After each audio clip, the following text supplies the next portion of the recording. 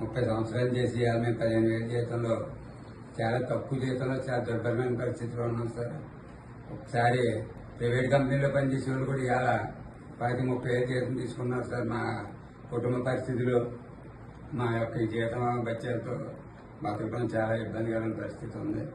ఇంటి ఖర్చులు, కిరాణాలు, రేషన్, తర్వాత current bill, gas bund, phone bill అన్నీ కలిపి అలా మినిమం ఒక సామాన్య కుటుంబం 35,000 జీతం ఉంటేనే బతకలేని దౌర్భాగ్యమైన స్థితిలో ఉన్నారు సార్. అదొకటే ఈ రోజు చేరినోడికి కూడా అదే జీతం, 30 సంవత్సరాలు చేరినోడికి కూడా అదే జీతం. దీంట్లో ప్రయారిటీ ఒక రేషనలైజేషన్ అని ఒక విధానం, ఒక స్పష్టమైన విధానం లేకుండా, వ్యత్యాసం అనేది లేకుండా 30 సంవత్సరాలు ఉన్నవాడికి కూడా అదే జీతం అంటే చాలా దౌర్భాగ్యం పరిస్థితి సార్. దాని పరిధిలో తీసుకుని కనీసం సంవత్సరానికి ఒక ఇంక్రిమెంట్ కింద 1,000-2,000 వేసి ఏర్పాటు చేయాలి సార్. అదే రకంగా ఈ రిటైర్మెంట్ వయసు అనేది పర్మనెంట్ ఎంప్లాయీస్ కి అందరికీ కూడా అన్ని డిపార్ట్మెంట్లు 60 నుంచి 62 చేయటం అనేది ప్రభుత్వం చాలా సంతోషమైన విషయం సార్.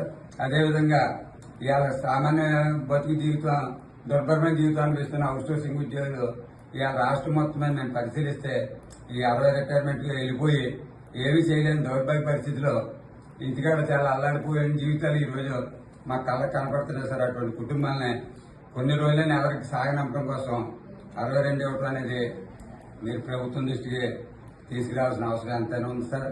అదేవిధంగా రిటైర్ అయిన ప్రతి వ్యక్తికి కూడా ఇవాళ ఉచిత చేతులతో పంపడం అనేది డిపార్ట్మెంట్ కి చాలా అవమానకరం సార్. డిపార్ట్మెంట్ కి ఉచిత చేతులతో పంపడం అంటే అది చాలా డిపార్ట్మెంట్ కి తల ఉంచుకునే విధంగా ఉండే పరిస్థితి ఉంది. అని చేత వెళ్లే వ్యక్తిని, రిటైర్ అయిన ఉద్యోగిని ఒక మినిమం ఒక 5 లక్షలు 10 లక్షలు అది ప్రభుత్వ నిర్ణయం మేరకు వాళ్ళకి ఎత్తే వాళ్ళు రిటైర్ అయిన కొంచెం ఎంతో కొంత ఆనందంతో కొంతకాలమైన కుటుంబాన్ని ఆర్థికంగా నిలదొక్కోవడానికి అవకాశం ఉంటుంది సార్.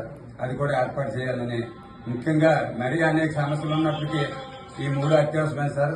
కనీస వేతనం 26,000, రిటైర్మెంట్ వయసు 62 సంవత్సరాలు, రిటైర్ అయిన వ్యక్తికి కనీసం 10 లక్షల రూపాయలు ఇస్తే కొంతకాలమైన కుటుంబాన్ని అది అప్పటికే శారీరకంగా మానసికంగా బలహీనంగా ఉంటాడు కాబట్టి ఒక 10 లక్షలు ఇస్తే వాళ్ళ కుటుంబాన్ని కొంతవరకైనా ఆర్థికంగా ముందుకు తీసుకెళ్ళడానికి అవకాశం ఉంటుంది సార్. మా సమస్యలు మీరు పరిగణలో తీసుకుని ప్రభుత్వం దృష్టికి మా సమస్యలు తెలియపరిచి మాకు న్యాయం చేస్తారని కోరుకుంటూ మీకు ఎంత పత్రం ఇస్తున్నాం సార్. Thank you.